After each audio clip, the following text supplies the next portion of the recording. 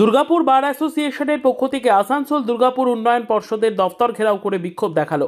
তাদের দাবি, দুর্গাপুর মহকুমা আদালত ভবনটি এমন ভঙ্গুর অবস্থায় পৌঁছেছে যে কোনো মুহূর্তে বড় দুর্ঘটনা ঘটতে পারে। তাই অবিলম্বে নতুন আদালত ভবনটির নির্মাণের কাজ শেষ করার জন্য এডিডিএ থেকে তৎপর ও কার্যকর ভূমিকা নেওয়া একান্তই জরুরি। যে কোনো সময় ঘটে যেতে পারে বড়সড় দুর্ঘটনা। ভবনটির ভগ্নদশার কারণে অত্যন্ত ঝুঁকি নিয়ে কাজ করতে হয় আইনজীবীদের। এই ভবনটিতে প্রাণ হাতে নিয়ে নিত্য যাতায়াত করে সাধারণ মানুষ।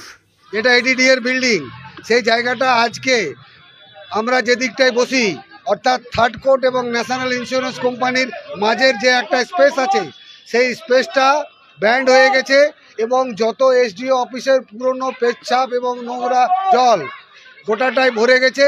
শুধু আমাদের না, পাশের ন্যাশনাল ইন্স্যুরেন্স কোম্পানিরও ফাইল সব ভিজে গেছে। এমতো অবস্থায় আমরা ওইখানে প্রায় 150 থেকে 200-250 লোক ওইখানে থাকি। তাছাড়াও লিটিগেন্ট পাবলিক যাওয়া আসা করলে সেটা 500 হয়।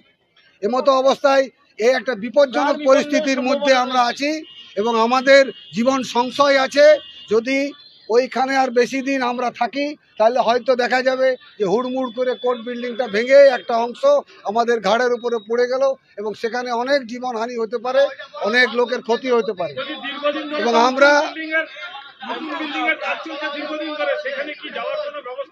এখনো পর্যন্ত হয়নি, জানি না, ওটা অনারেবল কোর্ট দেখছেন, সেটা অনারেবল কোর্টের ব্যাপার। কিন্তু আমরা চাইছি যে অবিলম্বে এই পুরনো কোর্ট বিল্ডিংটাকে শিফট করে নতুন জায়গায় নিয়ে যাওয়ার ব্যবস্থা করা হোক।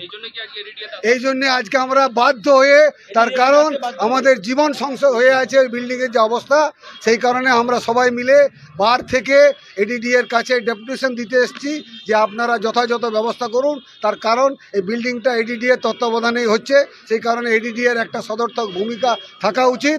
আমাদের এইটাই দাবি। এই দাবি নিয়ে আমরা আজকে এডিডি এর কাছে এসেছি এবং আমরা চাই যে যত সম্ভব, যত তাড়াতাড়ি সম্ভব, খুব সত্বর এই কোর্ট বিল্ডিংটাকে নিয়ে ওইখানে যেটুকু কাজ বাকি আছে সেটাকে কমপ্লিট করা হোক, যাতে করে লয়ার্স এবং লিটিগেন্ট পাবলিকদের জীবনহানির থেকে বাঁচানো যায়। আমার নাম সৌমেন মিত্র, আইনজীবী।